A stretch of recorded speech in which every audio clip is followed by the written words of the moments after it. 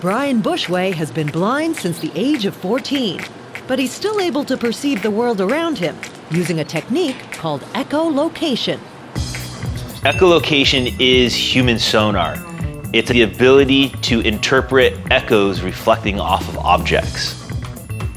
But for Brian, those echoes from the clicks he makes with his mouth translate into images in his brain, similar to what it was like when he still had his vision. I had no idea that I could learn how to see again, learn to see in acoustic images. Is it possible to see without sight? We decided to put that idea to the test. Hi there.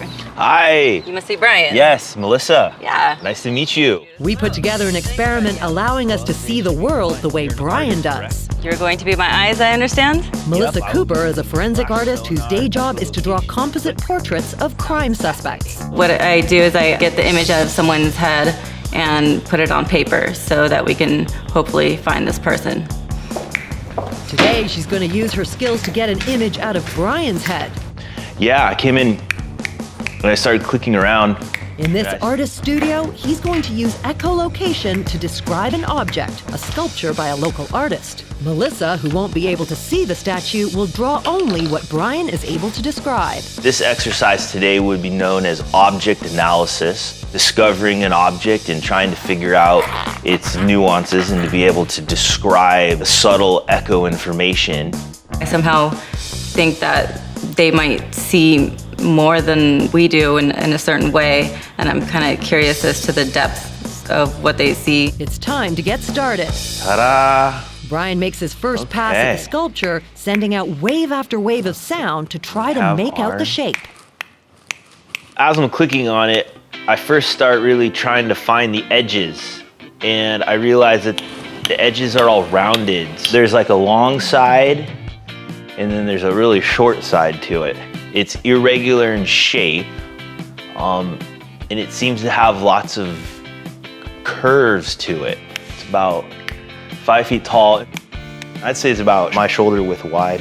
Melissa is a little overwhelmed at first. I can tell that he is seeing a lot, and he's saying it all at once, so it's not giving me a lot to draw from. But Brian is just getting warmed up. It's the same texture throughout the piece. I don't really hear like difference, and it seems pretty smooth. As I walk around it, I just notice that there's a thinner side and there's a wider side. One side seems to be a little bit taller than the other side. The whole thing is wavy, and it's irregular in its waviness. The picture is becoming clearer. Tell me more about the wavy edges. Does it remind you of anything? Like if a person was raising one hand in the air and had the other one sort of down. As the experiment progresses, Melissa asks more specific questions. What is the base of it like? It's more like rounded, almost like clicking more into concave surfaces. Brian's having difficulty with the complexity of the statue. There's so much like waviness and irregularness to it that if you sort of imagine, if you're looking out into the horizon of a bunch of hills, and you're going to have little crevices. The hardest part about this process is really trying to verbalize the subtle information of the echo. So you have the base, and then you have this narrow little section, and then about 2 feet up, goes wide. The information he's giving me is really similar to that of someone with sight. If I didn't know any better, I would have no idea that he was blind. Melissa's drawing is starting to take shape. Oh my God, my drawing suddenly looks like a Thanksgiving turkey. I can kind of understand that. But Brian is starting to reach the limits of what he can make out with his sonar. I think we've pretty much exhausted what we can do. But before they bring the experiment to an end, there's something Brian wants to do. Can I see a piece of paper real quick?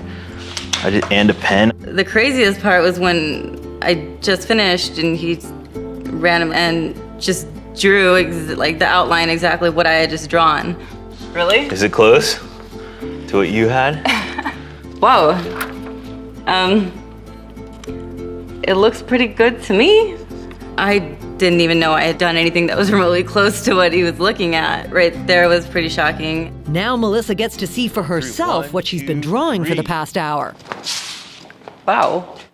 I think we came pretty close. Yeah, I mean, it totally makes sense to me. Comparing it to when I touched it to what it sounded like, it made sense. There was no straight angled lines. Everything was rounded and curved. Brian realizes that one of the things that threw him off was the statue's metal base, which confused his sonar. We may have had some few moments in the process of feeling a little bit insecure because it was new for both of us. Waves and up again. Oh, interesting. That's cool. The payoff was very satisfying.